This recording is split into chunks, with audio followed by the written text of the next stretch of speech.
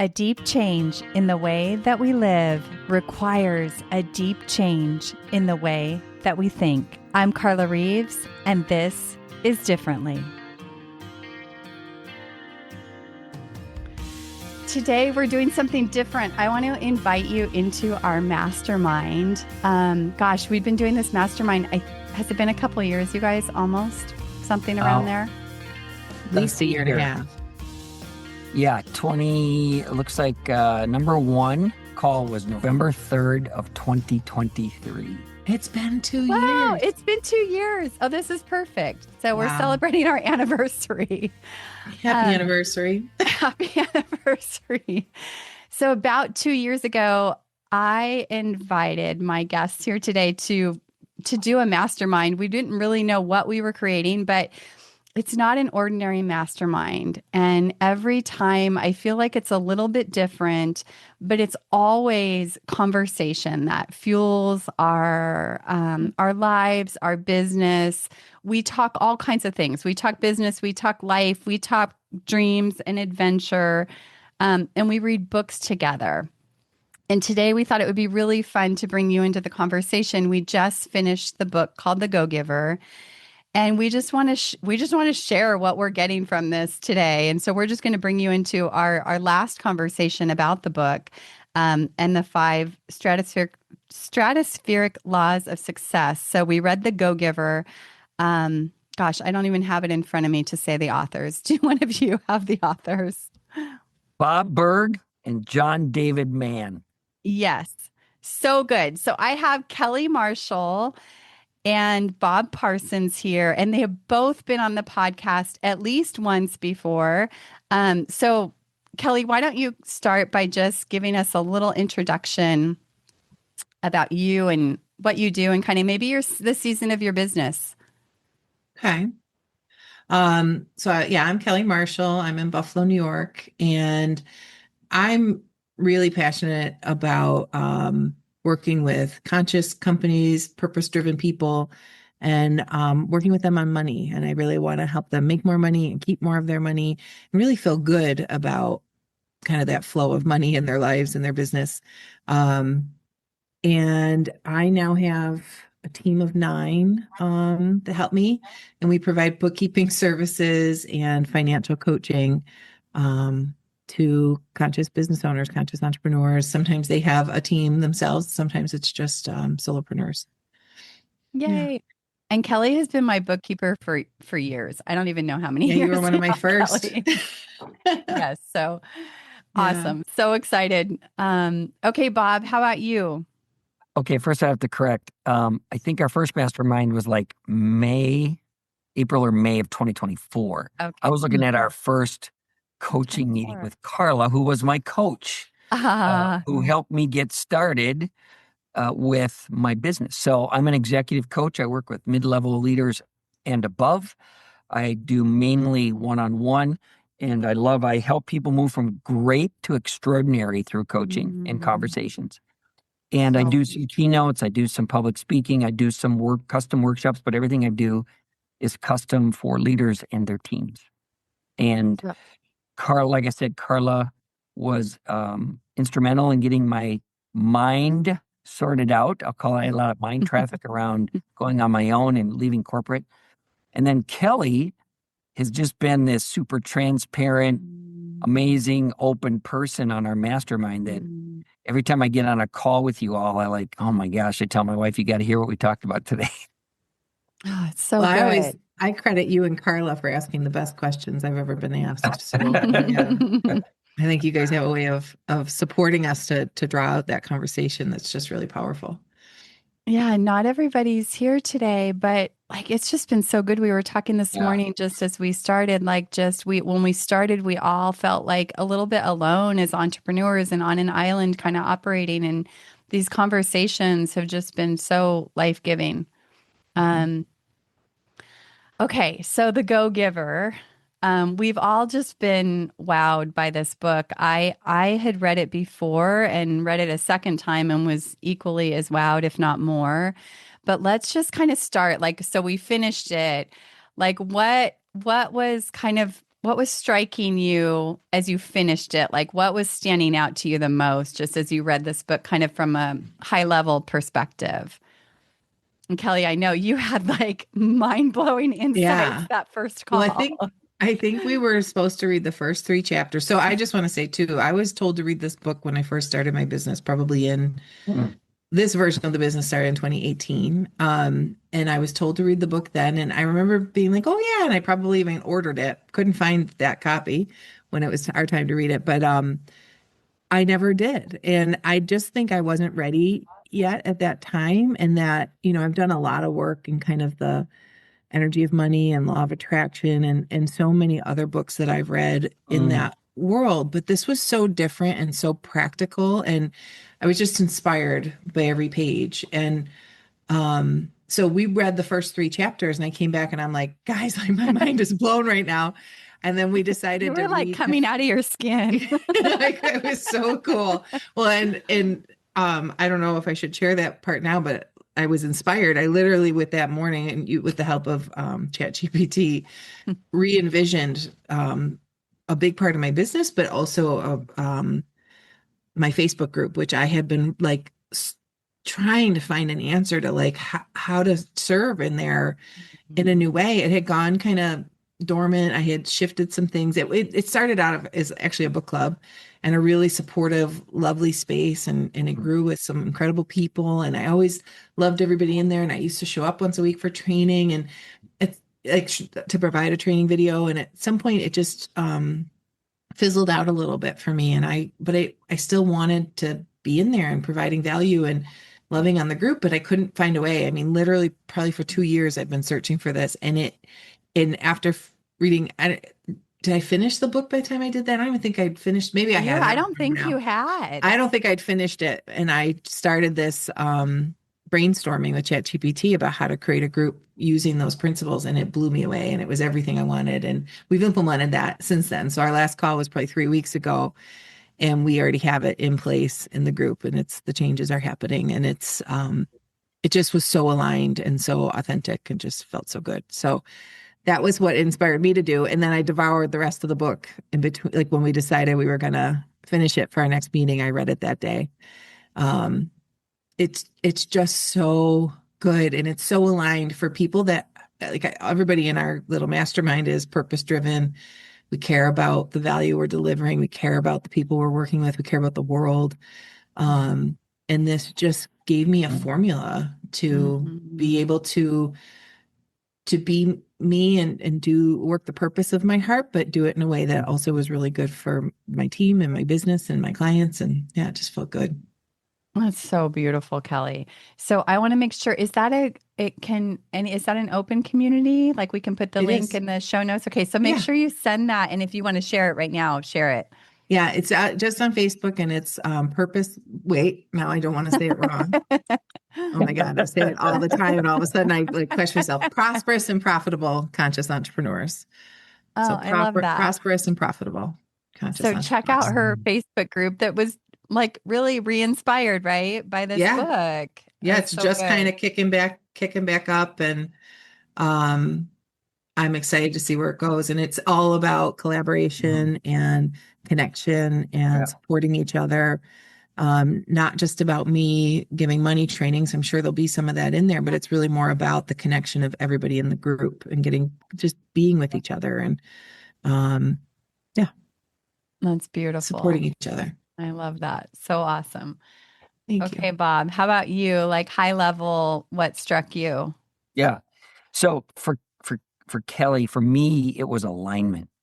I mean, it just reaffirmed and confirmed what I was doing and why I'm doing it. I've been in corporate, so I'm an executive coach, right? And I've left corporate. I made the big decision. My head was a mess. I mean, a total mess because my biggest fear when anyone would ask me was getting laid off or not being able to provide for my family. And then here I was at the edge of another opportunity, I'll call it. My wife had been telling me for years, go on your own. Why are you not on your own? My friends have been telling me. And then I do remember now, it isn't exactly the same words, but this was the essence of what I heard from my coach, Carla. And she said something to the effect of, okay, so you've been laid off 3 times. You're on the edge of it happening again. Your biggest fear is losing your work and you want to go back into that life. Exactly. That's exactly. I was laughing hysterically at myself because when you say something out loud that's in your head and you realize how smart it is or how stupid it is, and that was pretty stupid. And so now I was at the dilemma of, what am I going to do? Am I really going to go on my own? This is just crazy. So again, plug. By the way, we're not getting paid for this. No, we're not getting any, royalties off of recommending this book.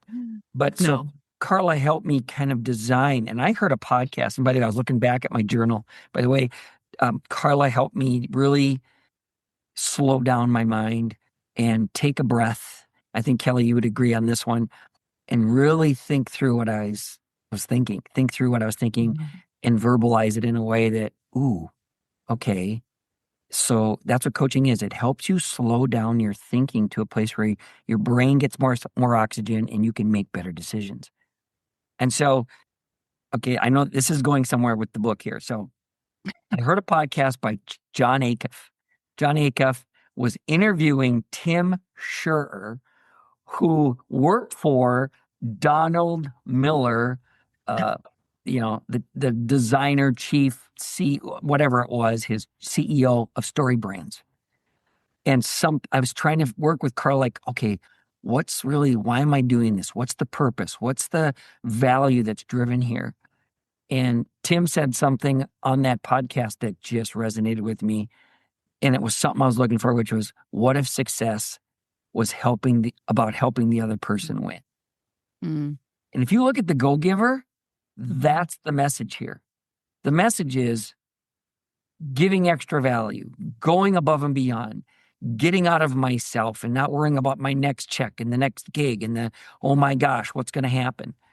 And so talking through and reading about every time I'd read a chapter, I'd go, that's it. That's exactly it. Oh my gosh. Yes, that captures why I'm doing this. It was such a huge affirmation of going from, okay, I think this is the right. And I look over my first 3.5 years, I don't even know how I've paid the bills. All I know is that I've made more than just pay the bills. I'm doing really pretty good for my first 3 years on my own. And I look at it as these 5 laws of what stratospheric success is encaptured in my mindset of focusing on how can I help the other person win? Serving. You read this book and it talks about serving others. So that's really been kind of the launching pad for me, the consistent theme for me. It aligns with who I am. I'm a man of faith. And at the core of me is, I just want to help everybody be awesome. So cool. You can just feel like the energy, both of you sharing, you can just feel like it's just like so deeply resonates, right? With like, this is how it is, like, this just feels good. This is aligns, like you said, alignment. Yeah. I just feel like you affirmed, because that, to me, to distill down what I want the Facebook group to be, like, how do we just help each other win? Yep. Like, that's the heart of it, but I've never said it that way. So I really appreciate that. That's how that you got it from that podcast, but that you shared that here. And that's really the key. Yeah. And then the rest comes from there, right? That people feel your value. They want to get in and work with you and see what other gifts you have and benefit from you helping them win. But it comes from your intention behind that. And the rest works out. Can I speak to the second one, Carla, the law of compensation? Sure. I'll just tell you that one of my demons has always been money. And Carla knows this from my marriage. My wife said, whenever I say I buy something, what's your first question? How much did it cost? Now, I'm probably talking to 95% of the male population out there, but because of how I grew up and my focus on providing, I was it. I was the only one. I just had this over dependence on my checkbook and where the next money was. That's why I was in a corporate job. So I steady income, right? And now I'm in not steady income phase of my life. But I'm going to tell you that really focusing on how can I help the other person win totally 100% turned me away from thinking about when's my next check coming in? When's my next gig? How am I going to make it through the next 3 to 6 months? My wife said this to me. She said this was just about literally 3 months ago. She said, "Hey, how are we doing financially?" And I said, "Well, we're going to be good for the next 3 months. We're in good shape." And she goes, she was in shock. She just kind of froze and she goes, "What did you say?" Well, I said, "We're good for the next 3 months." She goes, "Could you repeat that?" I know it. And she said, my old Bob would have been freaking out that we only had 3 months worth of income coming in. And you're going, "Oh, yeah, I'll be good. We're going to be good for the next 3 months. And I got some other opportunities."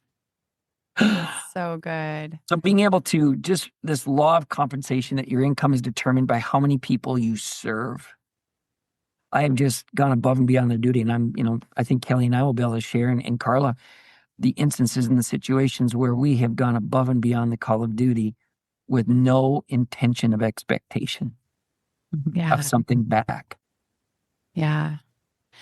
Yeah. I think for me, finishing the book was like, it was definitely a reminder because I had read it before, but it was like, I've been in a season, I feel like, where God has been like saying, like, you're here to serve, but it's not just in your business. Like, I think I used to always look to my business to like serve and impact there. And not that I wasn't doing it in other places, but like, he's just been showing me like, you're here to serve in all kinds of places. And like, I just need you to be available. And reading this just reminded me again of that. And also just like you were saying, Bob, like just a reminder to like get out of the way, shift the focus, right? Like anytime I go to speak, if I'm focused on me and worried about me, then I feel all nervous and unsure. And like, I feel like I got to get it all right. And when I remember, this isn't about you, this is about them, this is about the people in the room, it completely shifts my posture. And I think that's what happened with me reading the book is like, it just reminded me of this posture to approach business and life with. And it's just like you both have said, it just feels aligned. It feels right. So good. So let's kind of dive into each one just a little bit and share or even brainstorm. Like, if there's a place in your business that you're like, I want to apply this, but like, what does that look like? We can help each other, like whatever comes up for you. And let's start with the law of value. So the law of value is stated as your worth is determined by how much more you give in value than you take in payment.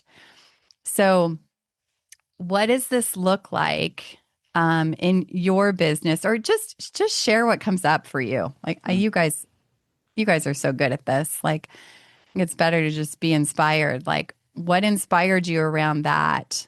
Or what has it got you thinking about?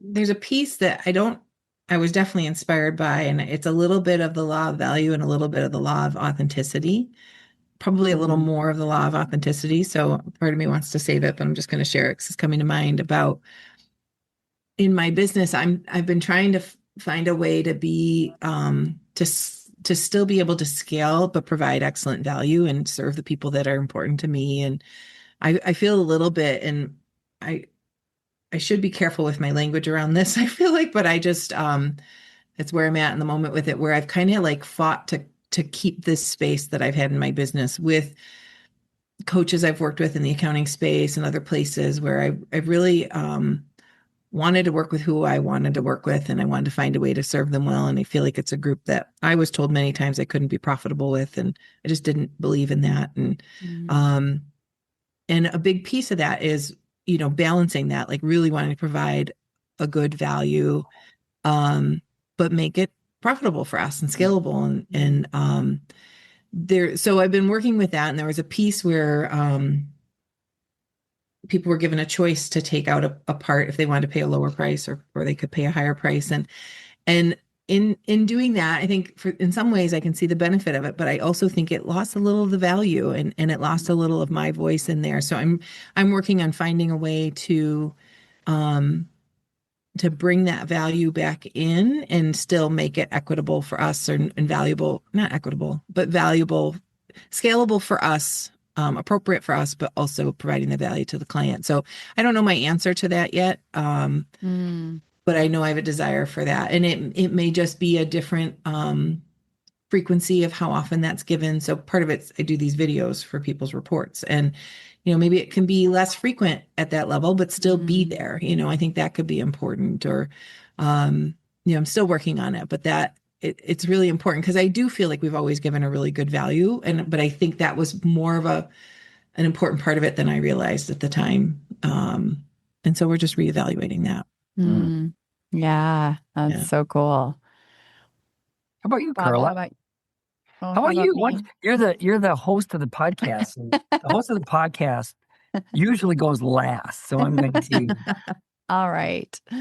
Yeah, the law of value. I think that this is something that I have operated on for a long time, but like when you focus on it, it just has me thinking about like, how else could that look, or even just highlighting those things or remembering, kind of like you, Kelly, like that video was important. Like even the last couple of weeks, like I've done, like just sent like a random unexpected text to clients and realized that like those little things are big things. Yeah. And they're yeah, sometimes I guess the little things can be the big things, and just remembering those and not letting the busyness or like just too much on your plate kind of like push those away without even realizing you let those things go. So I've been trying to bring those things back. But the other thing that this one has also brought up for me is I have been, I think you both know, like involved with another community and like giving a lot of my time without compensation because we're kind of feeling this out and we're not sure where it's going to go. And like, it feels very aligned, but I want your guys' input is like, how do you know when it's off balance or like it's too much, right? Because I think even like listeners of this show, like how often do we, and myself included, and maybe you too, is like we get off balance or we give like we're out of balance in the giving, right? Because sometimes we're so good at the giving and we're not good at the receiving, which is the other law, the law of receptivity. Which, oh my gosh, the line that struck me in the book on the law of receptivity was that when you stop receiving or are closed to receiving, you stop the flow. And like, I can't wait to get to that one. But anyways, I'd love what you guys think about that. This is so funny. I feel like this is the only, I just looked to see if I highlighted anything.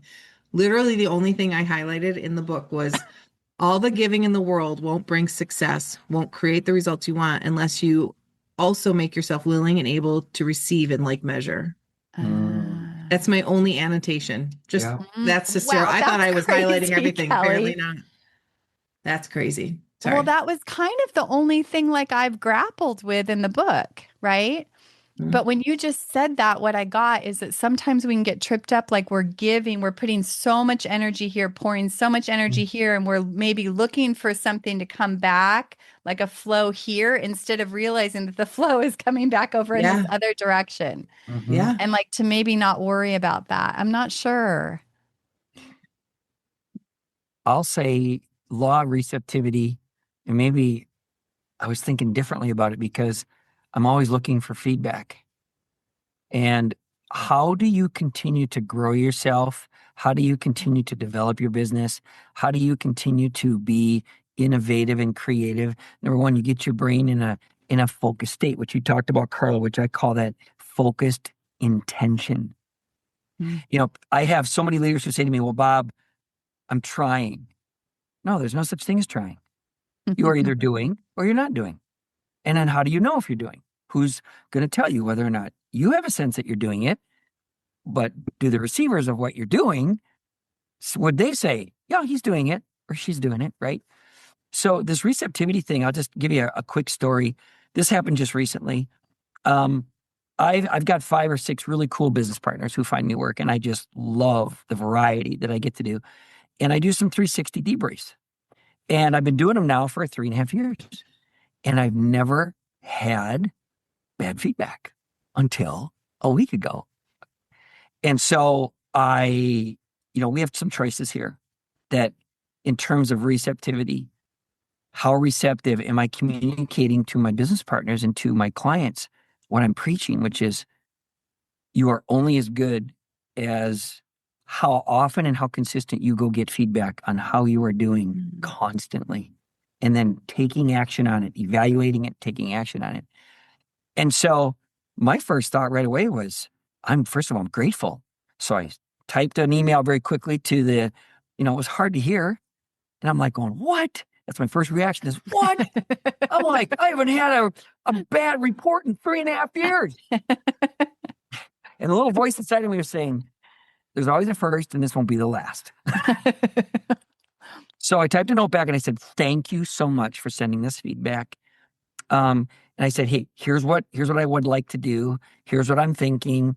I'll even be willing to offer a couple of extra sessions to make sure we get the focus on what the client wants out of the call right. And you know what she did? Within 5 minutes, she sent me a note back. And how many of you get an email response 5 minutes from anybody? Yeah. She said, thank you for being open to the feedback. And I love your idea. And let's see how your next call goes. So I just really re-honed in. I just re-honed in and said, okay, let me just make sure, because I really wasn't super clear on what the client wanted out of the next call. So I did that.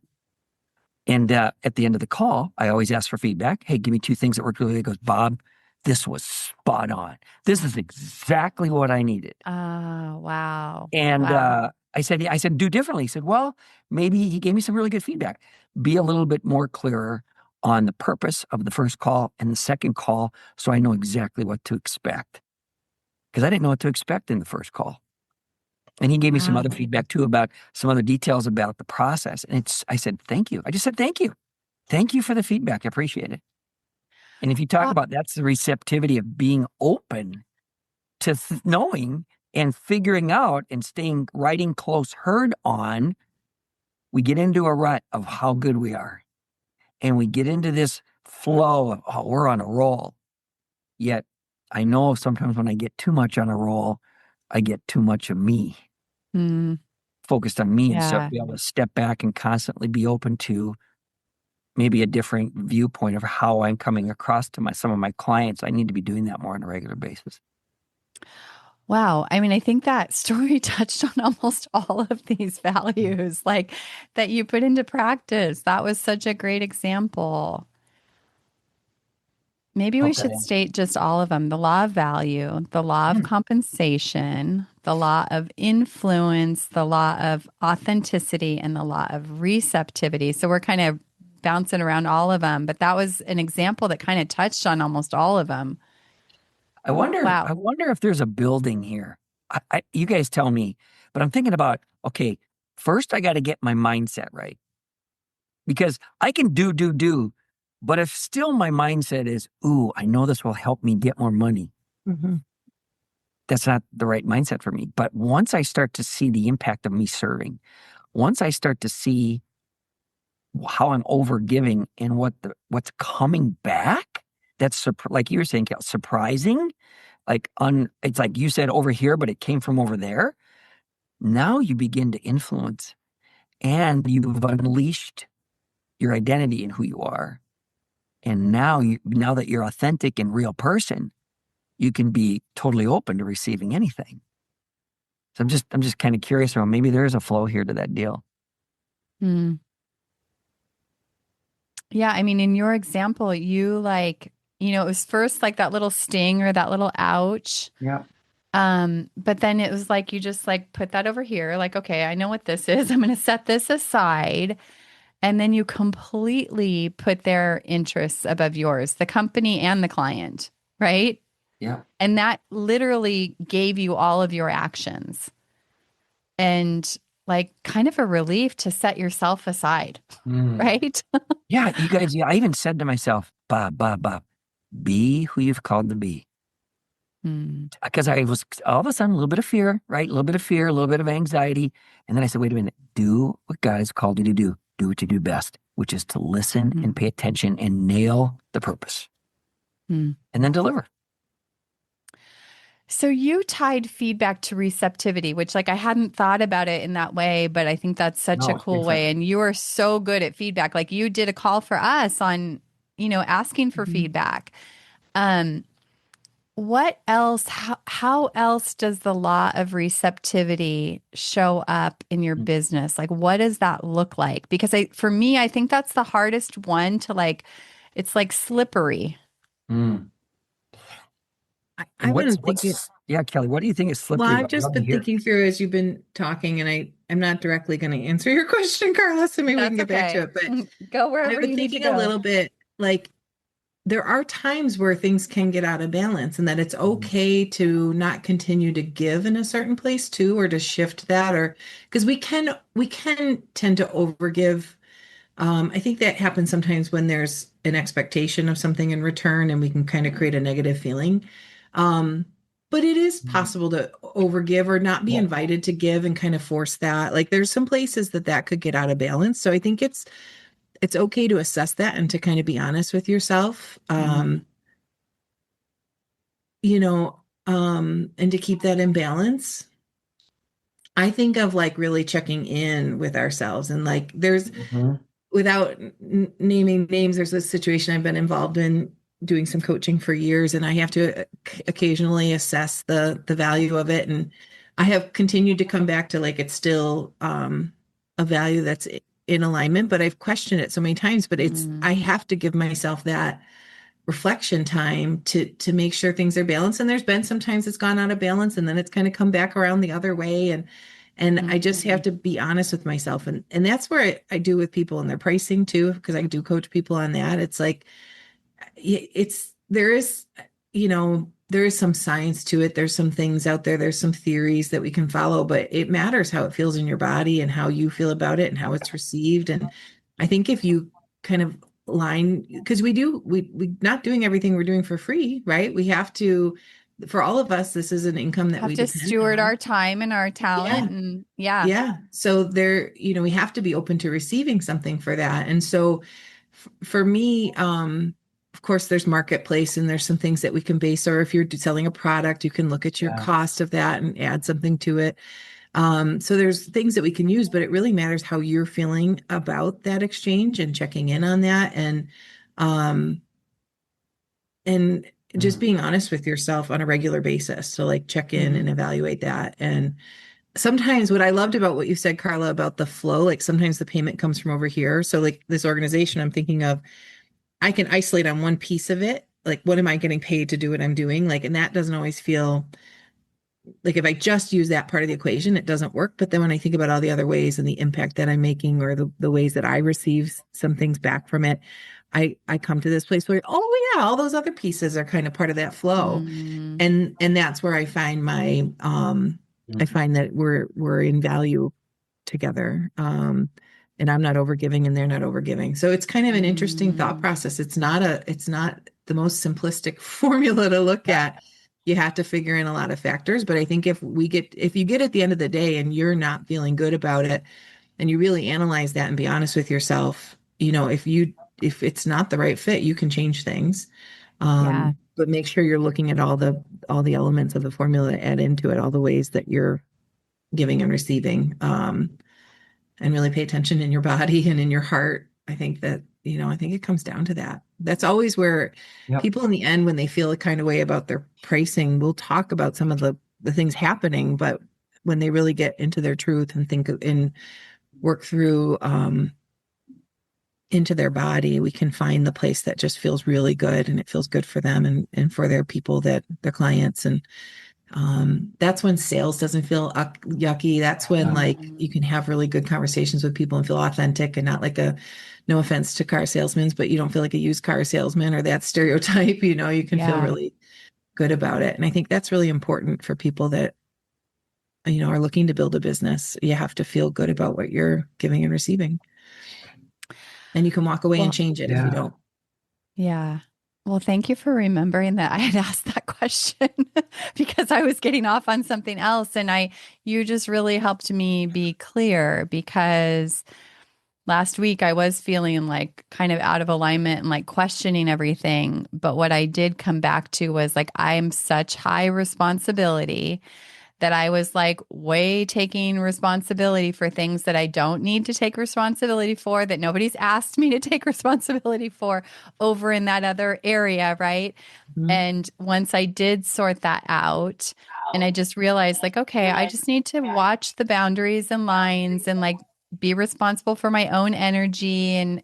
I felt so much better. Yeah. So thank you for that. You helped me remember and get clear about that. I think Kelly. So now I don't remember the other question we were talking about. That's okay. Well, it'll come back. But I want to, what you said really is trust your gut.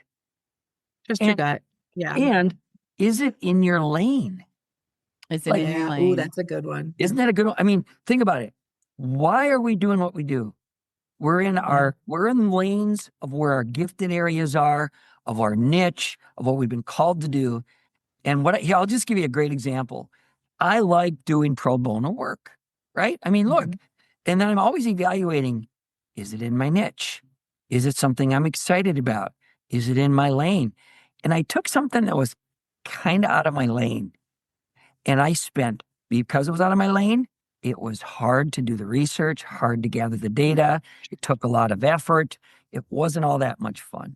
But I'll bet you I put in 3 times more hours into designing that custom 2-hour workshop for a nonprofit than I would have had it been in my lane. Now, look, it went well. It went okay.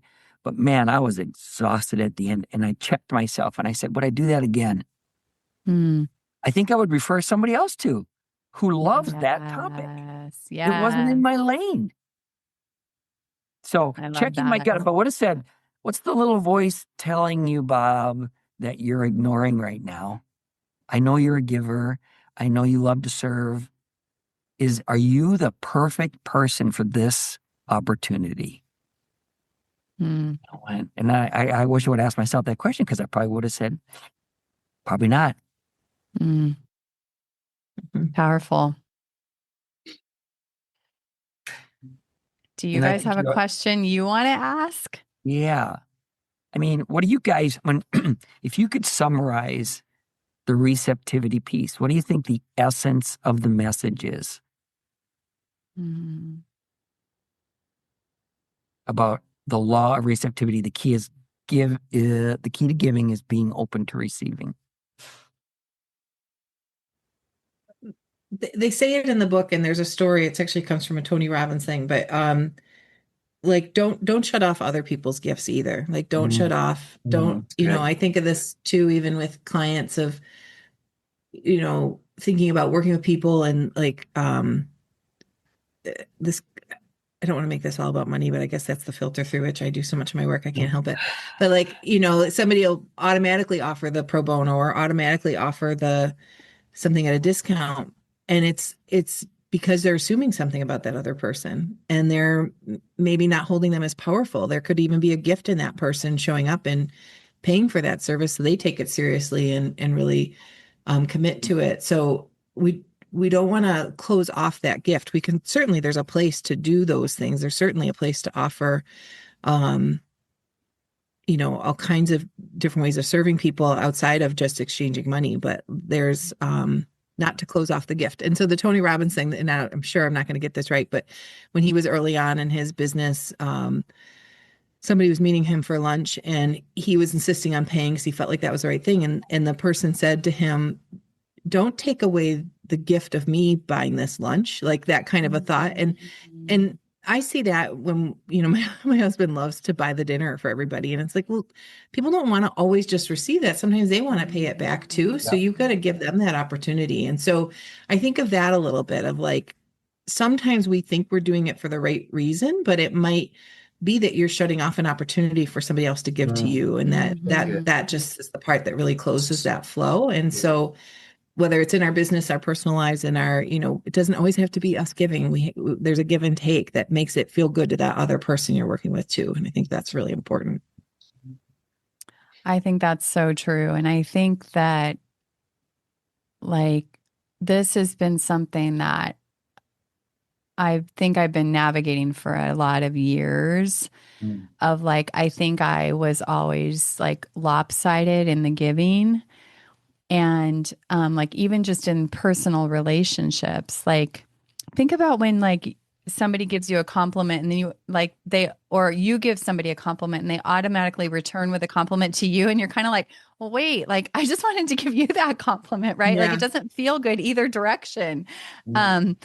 And like for me, I think it was lopsided. And I remember when I lost both my parents like within 6 months. And I remember during that time, like that was one of the loneliest times. And I really had to reflect and go, like, where are my people during that time when I needed them? And I really had to be honest and look. And I'm like, I've really taught people that I'm okay, that I'm strong, I'm always the one listening to them and not allowing them in over here. And that was like a huge eye-opening thing. So that's definitely a work in progress for me, but like the rewards of like learning to surrender, learning to receive, learning to let my friends pour into me has been like one of the greatest gifts.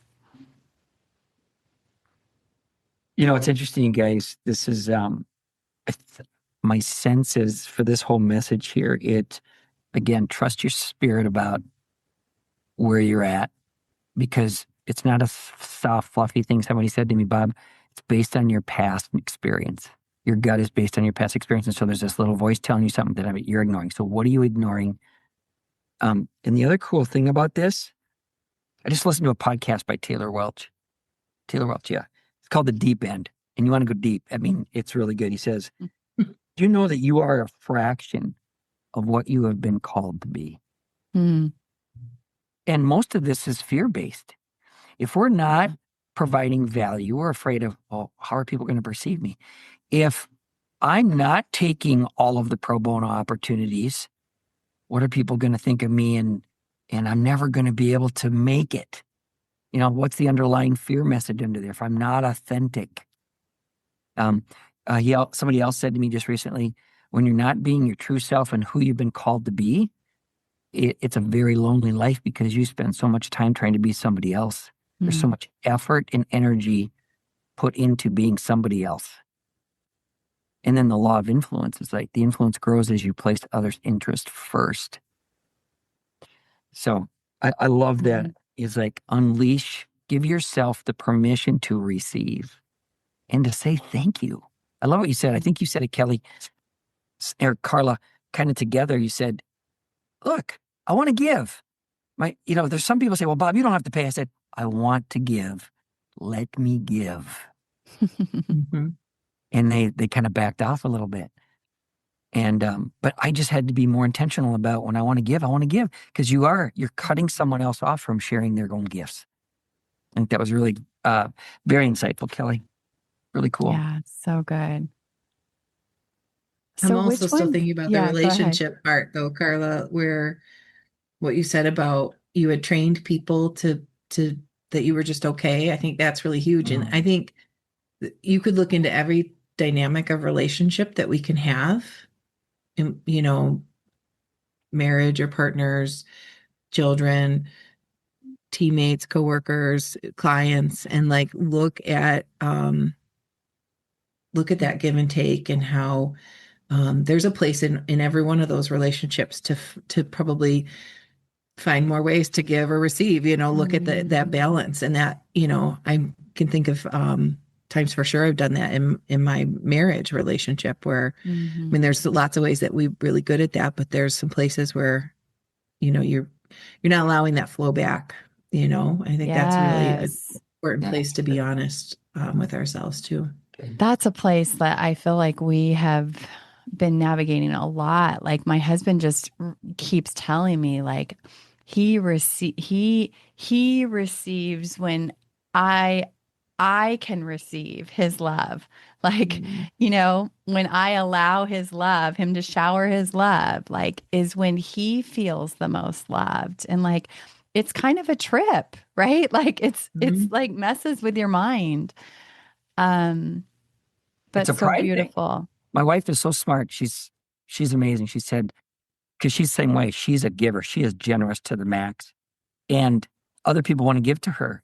And she said, wait a minute, you know what? If I don't want to receive, is that all about me? Oh, I feel shame. I Oh, I think, feel embarrassed, or I feel yeah, I think it uncomfortable. is And an that's not ego really thing. true. It is an ego Yeah. thing. Yeah. And that'd Totally. be the last thing she'd want to be. It's not coming from that in her heart, but Exactly. Mhm. it is what it is, it comes from ego. Yeah. And that's, I think, the real key to understanding that is where it's like, whoa, that's not where I want to be at all. Like Right. I want people to be able to shine their gifts too. And that just shifts the whole thing. But it does take an awakening to that, and probably multiple times, you So, know.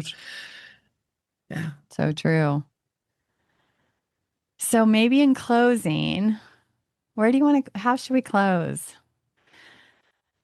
Tell everybody to read the book. Yeah, read the book for sure. Which one feels most like alive, edgy for you to like sort of play with, go deeper with? I'll say the They all authenticity do. one. I think the The which one? authenticity. Authenticity. Authenticity. Because how many of us are acting differently at work than we are at home, or vice versa? And we're flexing and spending a lot of effort trying to be someone that we think we should be, or that other people have been telling us we need to be, instead of being who you're called to be.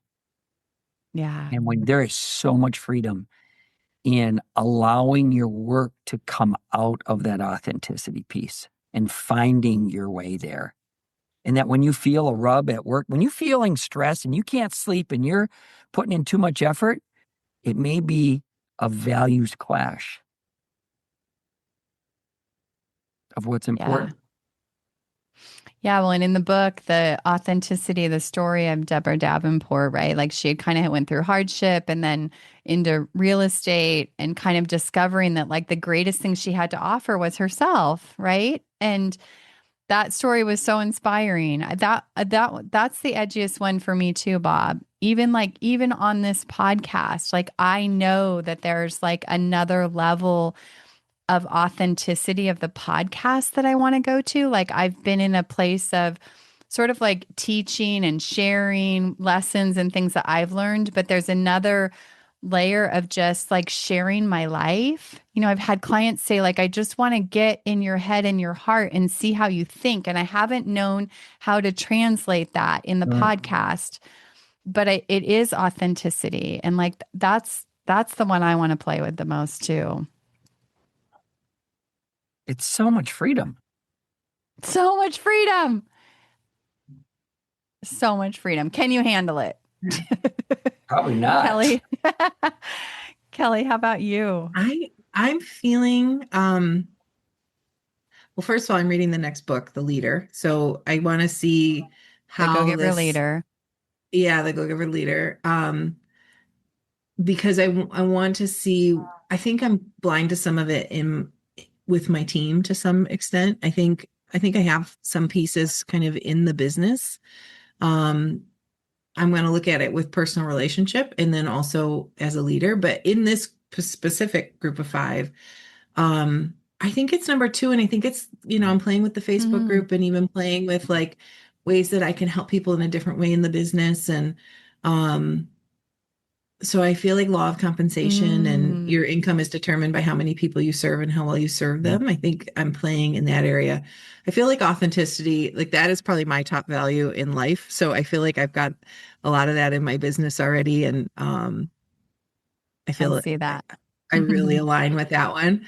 But the law of compensation is the one I think I'm playing with the most. And I'm looking forward to seeing how it goes in the Facebook group and just open to um, where we go with that. I think it's gonna be really fun. That's beautiful. Okay, I think that concludes our conversation. I hope that it inspired your thinking or stirred your thinking or makes you want to go get the book, go get the book. And just for the listeners, this was not scripted. No, at all. They didn't even know we were going to do this today. I had exactly. It was like you put the 5 laws up there as a summary. We're going, okay, here we go. I have an idea, guys. That's how this whole thing goes. I have an idea, guys, from Carla. And they were like, let's go. That's so true. Thanks for playing. All right. Thanks for tuning into our mastermind. It was fun to have you here. And go get the book. We'll put a link in the show notes. And to Kelly and Bob's work too. So, all right, guys. Thanks for playing. You bet. It was fun. Thank you for making it all the way to the end. And thank you for listening to Differently. If you enjoyed this episode, will you please go leave a 5-star review and share it with someone you love. Goodbye for now. I'll see you next week.